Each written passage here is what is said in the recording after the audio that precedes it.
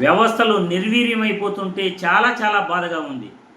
ముఖ్యంగా అధికారులు వ్యవస్థలను నాశనం చేస్తుంటే ఇంకా బాధగా ఉంది. రాష్ట్రంలోని కొన్ని కోట్ల మందిలో రాష్ట్ర ప్రభుత్వ ఉద్యోగాలు కొంతమందికి మాత్రమే ఆ దేవుడు అవకాశం కల్పించాడు.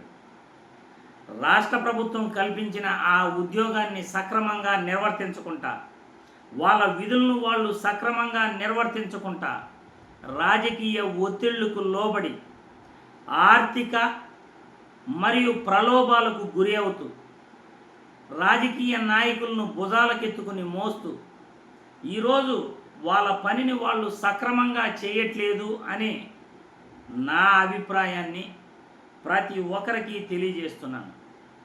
ముఖ్యంగా అధికారులు దేవుడు కల్పించిన ఆ యొక్క రాష్ట్ర ప్రజలకు సేవ చేసే అదృష్టాన్ని మీకు మీరుగా సక్రమంగా పనిచేస్తూ రాజకీయ ఒత్తిళ్లకు తలగొకుండా మిమ్మల్ని మీరు నిరూపించుకోవాల్సిన సమయం ఆసన్నమైంది. ఎందుకంటే ఈరోజు రాజకీయ ఒత్తిళ్లకు తలొగ్గుతూ రాజకీయ నాయకులను భుజాలకెత్తుకుని మోస్తూ ఒక పార్టీకి, ఒక అధికార పార్టీకే మీరు కొమ్ముగాస్తున్నారు. ఏ పార్టీ అధికారంలోకి వచ్చినా ఆ పార్టీ నాయకులను భుజాలకెత్తుకుని కొమ్ముగాస్తూ ప్రజలకు సేవ చేయటం పూర్తిగా మర్చిపోయారు. మీ విధులను మీరు సక్రమంగా నిర్వర్తించడమే పూర్తిగా మర్చిపోయారు. అందుకే ప్రతి ఒక్క అధికారికి ఈ వీడియో ద్వారా పేరు పేరున కూడా రిక్వెస్ట్ చేస్తున్నాను. మీ విధులను మీరు సక్రమంగా నిర్వర్తించండి. రాజకీయ ఒత్తిళ్లకు అధికారులు తలొగ్గితే మీకు వ్యక్తిత్వం ఎక్కడుంటుంది అని నేను ఈ వీడియో ద్వారా అధికారులను ప్రశ్నిస్తున్నాను.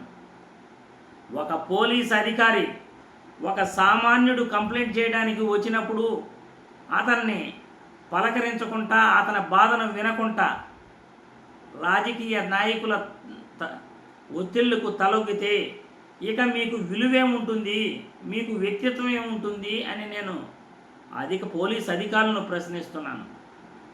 అది ఏ అధికారైనా, అది రెవెన్యూ అధికారి కావచ్చు, లేకపోతే మరే అధికారిగానే కావచ్చు.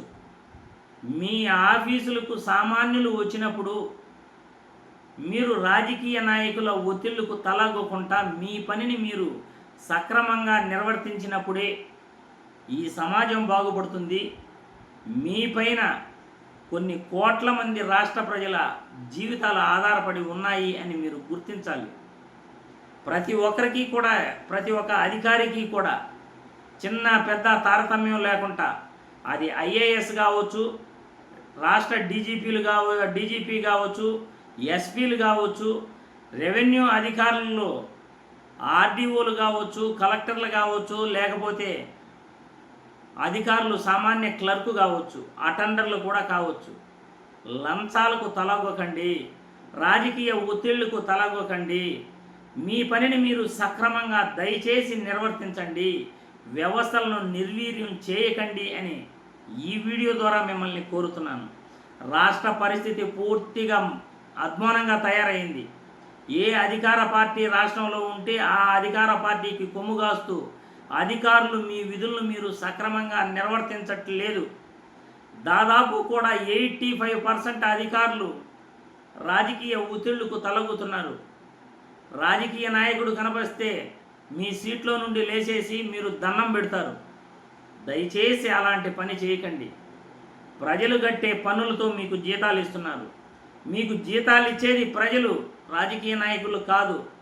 మీ వ్యక్తిత్వాన్ని మీరు దిగజార్చుకోకండి అని ఈ వీడియో ద్వారా ప్రతి అధికారికి, ప్రతి ఉద్యోగికి, ప్రతి ఒక్కరికి కూడా పేరు పేరున తెలియజేస్తూ మిమ్మల్ని మీరు మీ వ్యక్తిత్వాన్ని దిగజార్చుకోకుండా, రాజకీయ ఒత్తిళ్లకు తలగకుండా వ్యవస్థలను కాపాడండి అని సవినయంగా కోరుతున్నాను. జై హింద్.